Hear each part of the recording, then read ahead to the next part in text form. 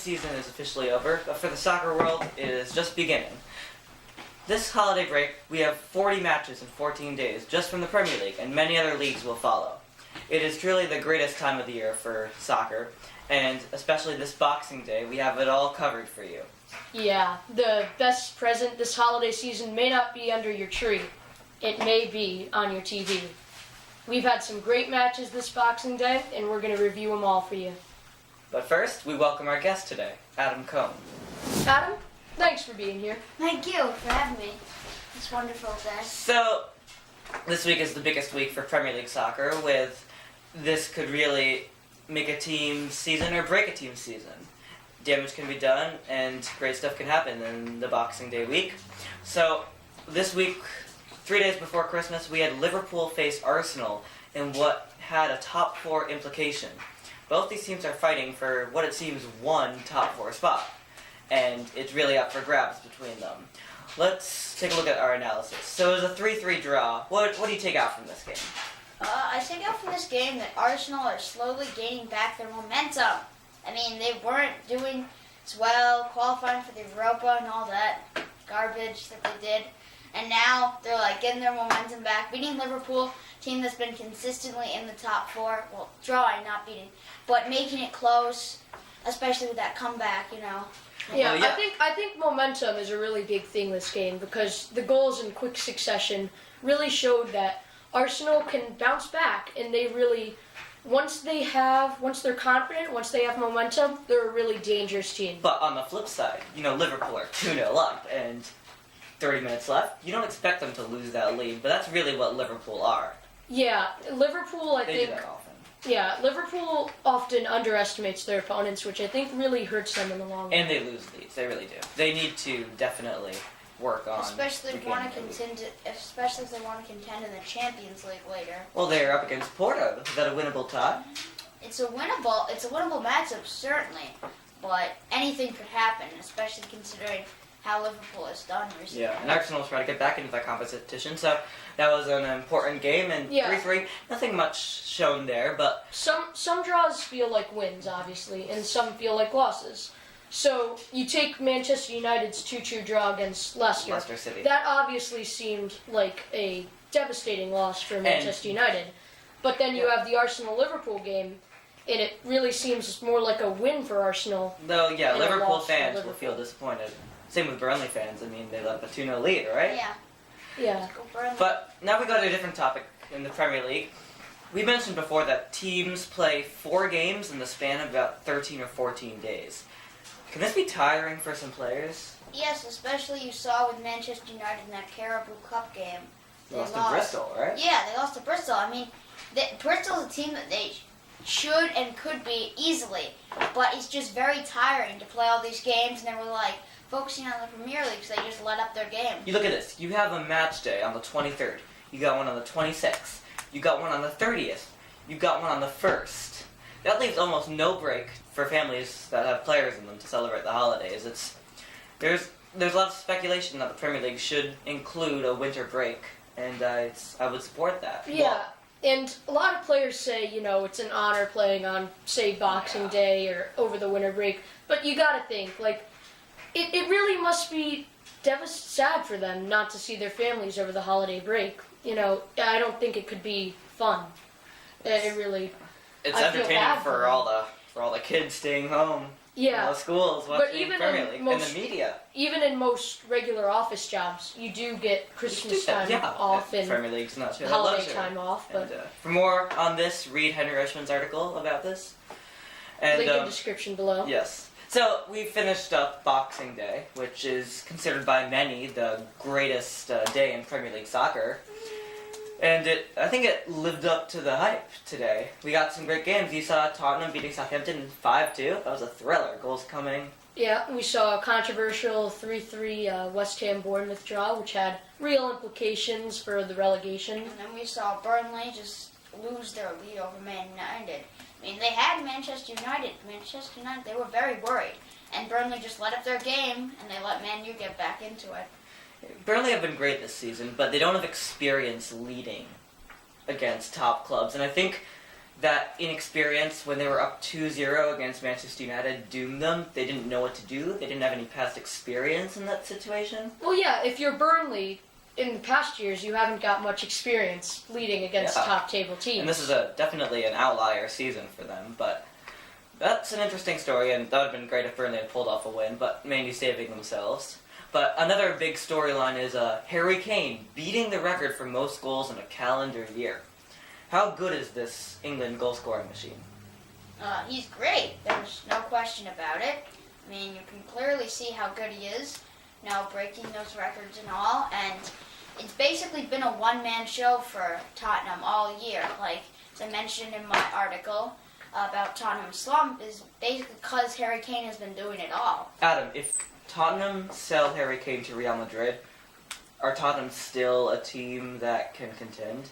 No, I mean, their whole entire offense revolves around Harry Kane. Their game plan revolves around Harry Kane. Even if you sell him away, you still have good players in Eriksen, Dele Alli.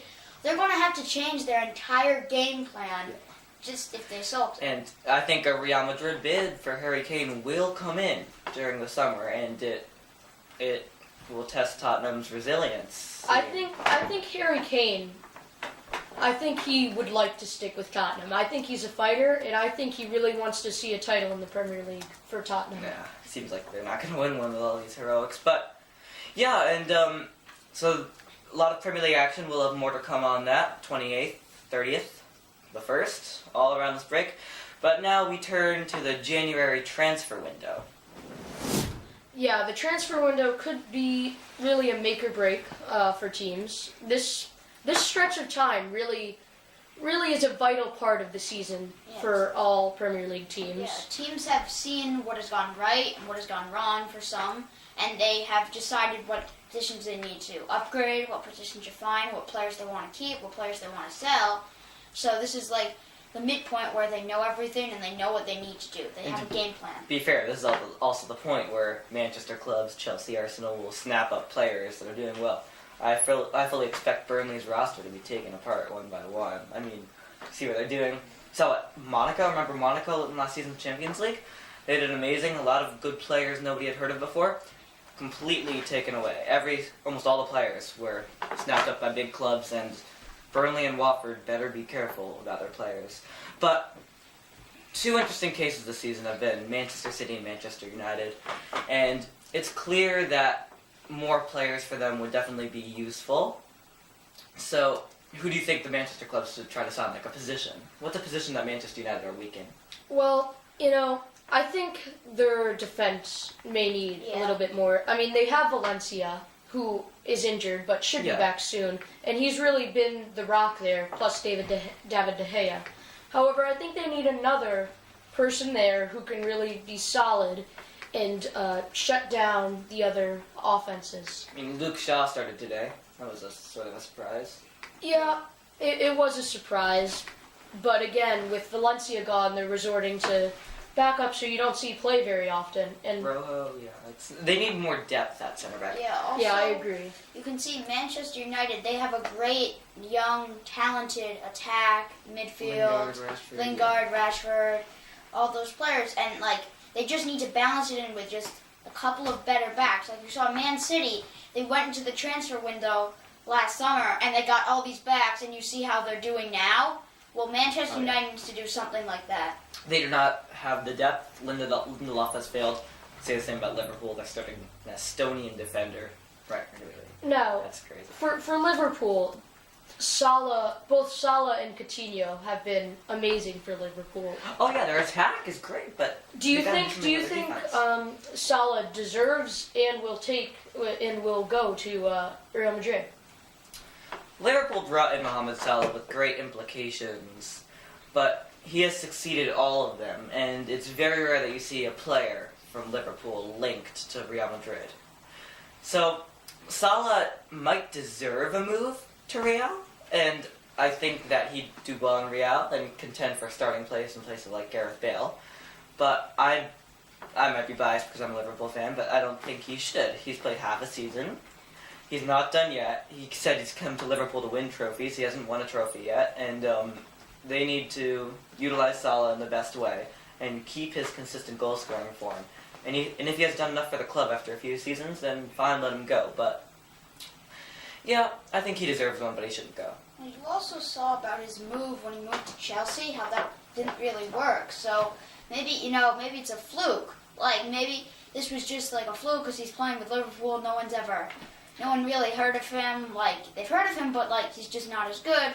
But when he moves to Real Madrid, that could completely be like a second coming of him moving to Chelsea. With great power comes great responsibility. Salah was given a second chance, and I think he's taken that in his Liverpool career after his miserable flop at Chelsea. So yeah, sometimes it's better to be in a little bit of a lower team because there's less pressure, and sometimes players thrive with that. Yeah, I don't know about that, but let's look at Liverpool's rivals. You have to compete with a lot of players.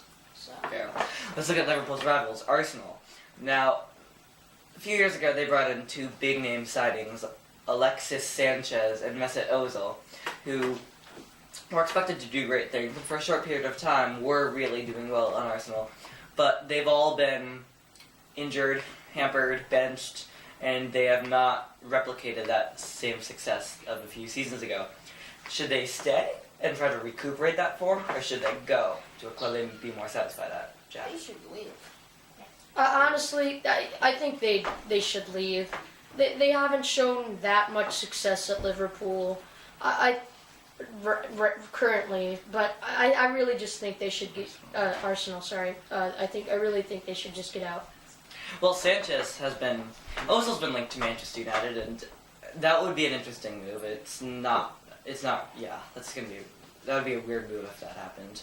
Seeing him in another shirt, but in the Premier League. But Sanchez has been linked to a City move, Manchester City.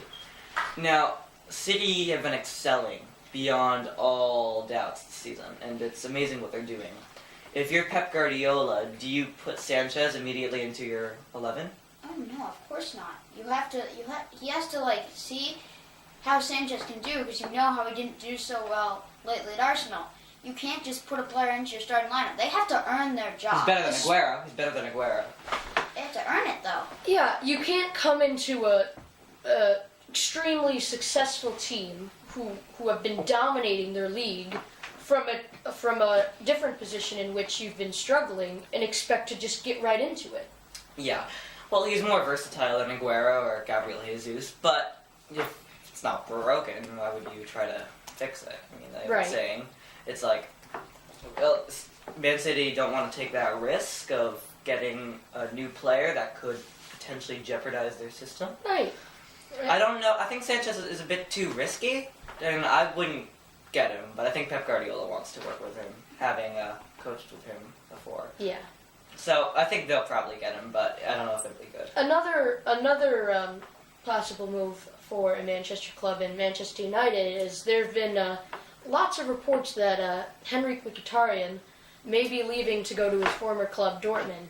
Now, according to reports, this was after a major fight with coach Jose Mourinho, and honestly, I think this really will be shaping up, and I think Mkhitaryan will leave. He hasn't been in a starting role. He hasn't played in the last matches at all for Manchester United, and I think anyway that Manchester United is really underestimating his talent, and I think they'll sell him away. Yeah, Mkhitaryan he's not suited to English football. It's more physical than he expected. Well, at Dortmund, he could play freely and creatively. He has the skill. He definitely has the skill. I'm going to argue with you about that. I don't think English football is the right environment for him to thrive in, and I really think he has Dortmund the skill. Return would be ideal. Yeah, for him as a player, I definitely agree because he hasn't been. Manchester United hasn't given him a chance, but I think he has the skill to be in the Premier League. Yeah. What's your take on this, Adam? He's a youngster who deserves a second chance. He's clearly he's been given a second chance. He's been given a second chance. He needs a third chance. They're not giving him enough chances. We're talking about chances here. He needs another chance.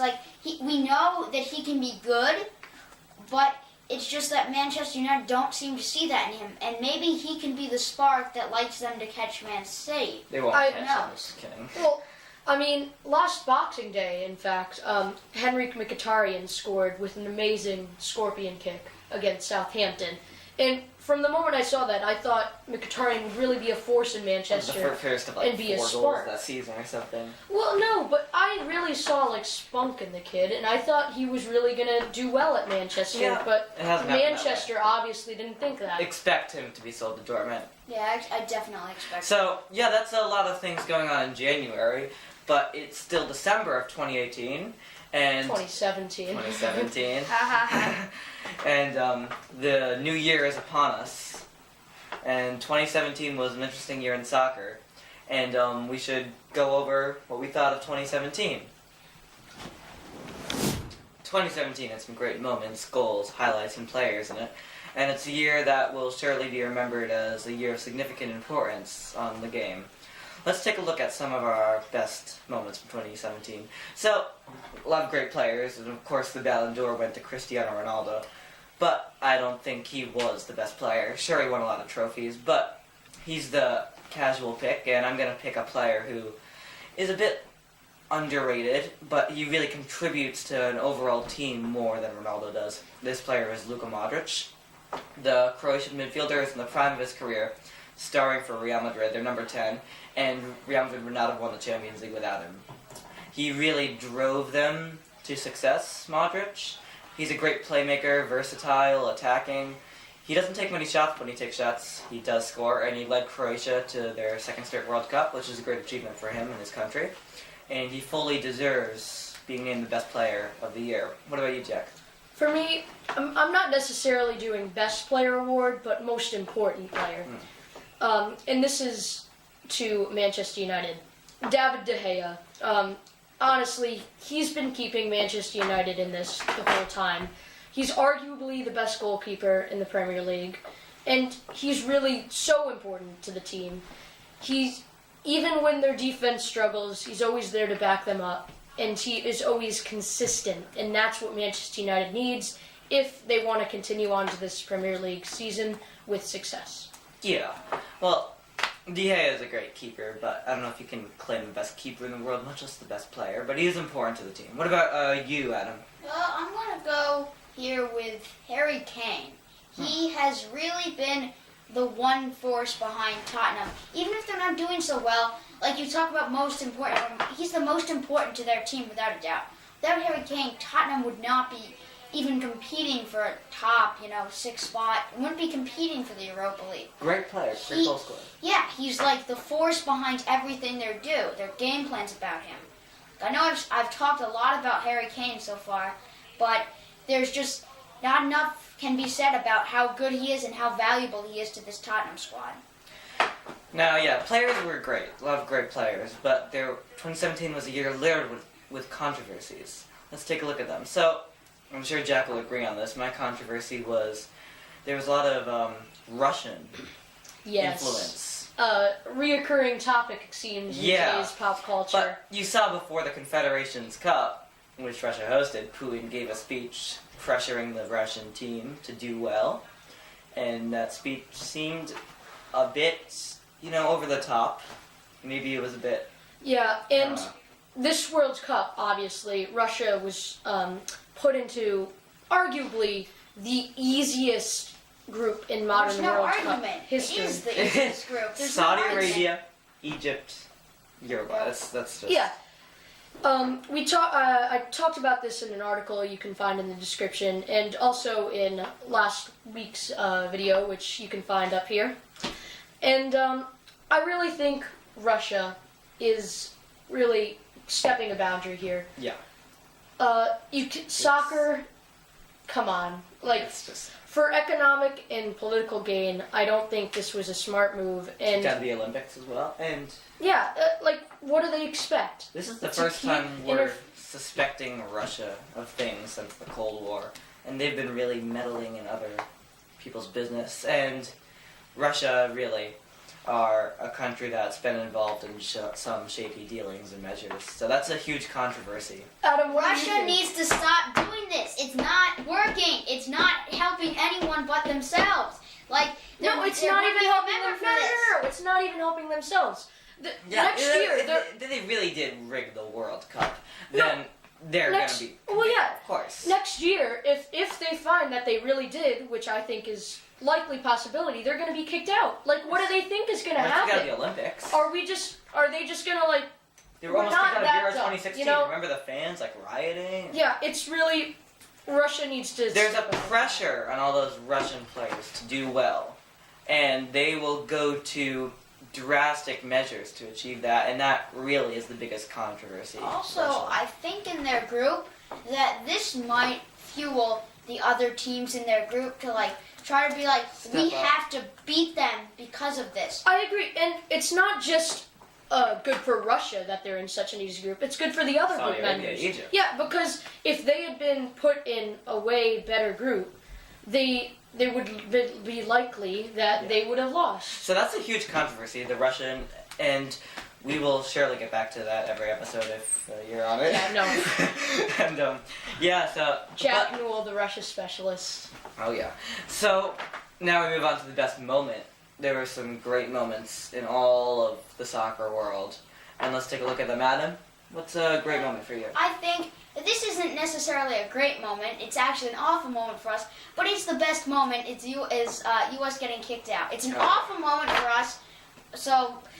But it's not necessarily the best for us. But it's like it has the biggest significance because we were at a high, as I mentioned in my article about the World Cup of Losers, and then we kind of went to a low because we lost, and that sucks. Yeah. What about you, Jack? For me, the biggest moment this year, so far, United States soccer, that was obviously a big moment. It's hard to top that. Yeah. However, I think not that many people abroad thought that it was significant, but I think in the Premier League is where we find the biggest moment. I think Man City's win against Manchester United in the derby was the biggest moment this 2017, because I think it sealed their title this year. And they're surely going to take on the Premier League. It's not even New Year's Eve, and we can say that. We can't Yeah. say that often. But they're really one-sided. They were a great team. But I think the best moment of 2017 was the Brazilian club Chapecoense, who had a devastating plane crash in 2016, killed almost all their players, had to rebuild from scratch. It really marked a huge point in their club's history, in Brazilian soccer history. They were allowed to carry on in the Brazilian league, and they avoided relegation. How hard is it for a team who literally has had all that happen to them to find success straight after that? It's hard emotionally, and it's hard on all the players who Carrying the legacy Yeah, of the like- past. Playing with all pride. they crashed in a plane crash, and now like these players have to step up and they have to remember their legacy. They have to think about their teammates, but they also have to think about playing soccer. Yeah, they gotta Like, too think about much. practical stuff, physical stuff too. And the whole media is revolving around them. The second they scored their first goal, everyone had it up on YouTube. Really, the whole world's following them, and it's great And that the they whole find world success. is rooting for them, and we hope Yeah. they continue and, to find success. Chapecoense avoiding relegation, and hopefully they'll continue to do well. Now, I think 2017 will be remembered as the start of the years of City.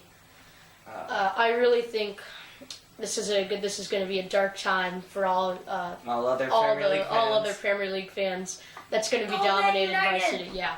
But here's what I think. If Man City can go this season unbeaten, still, none of their players are really old. They won't retire. And they have another summer transfer window to rebuild their squad and realize what it takes. Could they be even better in 2018? Well, I see this because I follow the NFL. I see this all the time. You have a team that is really young and wins the Super Bowl in the NFL. Here, Man City's young, great squad, into the Premier League. Every player is going to be more expensive. They're going to be, I want more money, and 'Cause they Man know they City's can going to get have to it. pay that. And so they're not going to be able to keep this core.